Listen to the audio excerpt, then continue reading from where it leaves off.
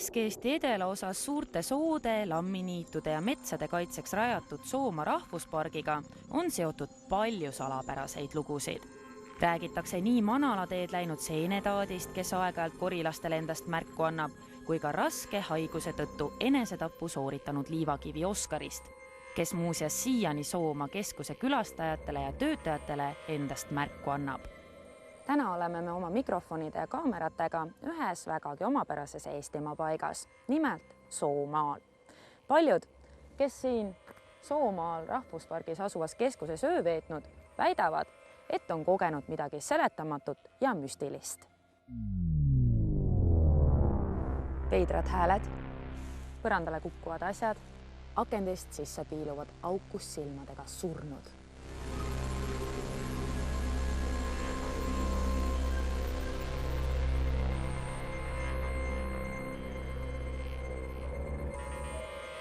Tõramaal asuva Soomaa keskuse väravas võtab meid vastu keskuse töötaja Madis Oras. Madisel on Soomaa kummituste kohta oma arvamus. Kõik, mis on suure tõmbukse, ainult pärast kui vaatasime või mingid muud. Et nagu midagi sihukest küll ei ole, mida saaks midagi kondi või kellegi sihukese siduda. Kas sina vana peremehega ka kokku puutusid? Ei ole puutunud. Tema ei ole enne läinud. Mina siia tegin. Aga tema pilte näinud? Pilt olen näinud jah, fotosid. Oled tundnud, et pilt vaatab sind kuidagi teisiti kui tavaliselt? Ei ole tundnud. Anna siis meile vähemalt juhtnöör kätte, kes on see, kes oskaks meile selgitada, mis siin toimub? No, eks Andres oskab, et temal need olid.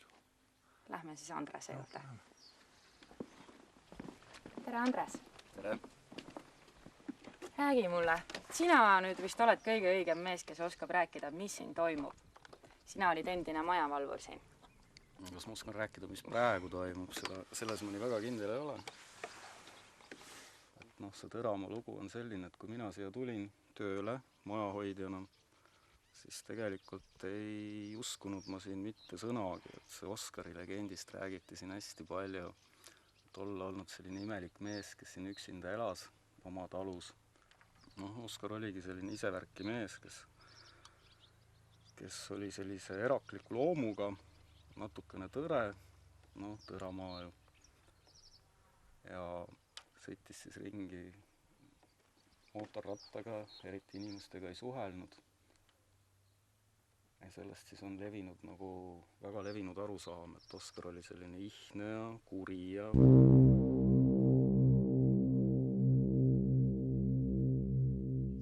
selle maja koha peal, kus praegu on külastuskeskus, oli siis selle Liivakivi talu laut, kus Liivakivi Oskar siis olles väga raskelt haigestunud ja suutmata kannatada välja piinu, enda eluteele ise lõppu tegi.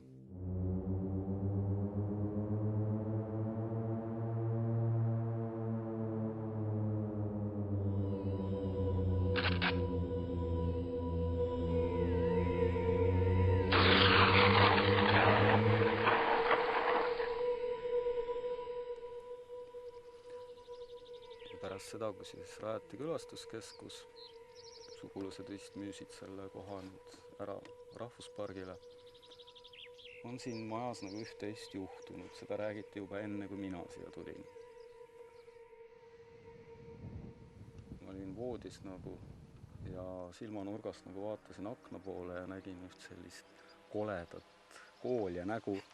Tegemist oli mingi esimese maailmasõja sõjapõgenikuga, kes oli väga räsitud, silmad aukus ja vaatas siis minu poole. Või tähendab, tunne oli selline, et ta vaatas, aga tegelikult ei vaadanud ka.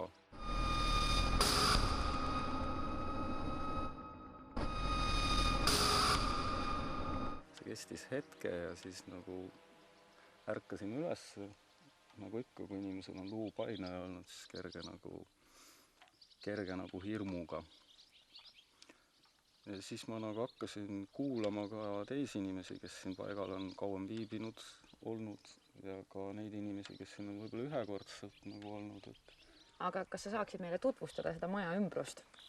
Maja ümbrust saan ikka tutvustada. Näiteks neid hooneid paari sõnaga, kus siin kus siin midagi täpsemat on juhtunud või mis on räägitud, et kas siin on see maja, kus need külalised viibivad tavaliselt? Siin on tegemist sellise Oskari vana elamuga. Siin majas elas Oskar ise, veetis omi päevi.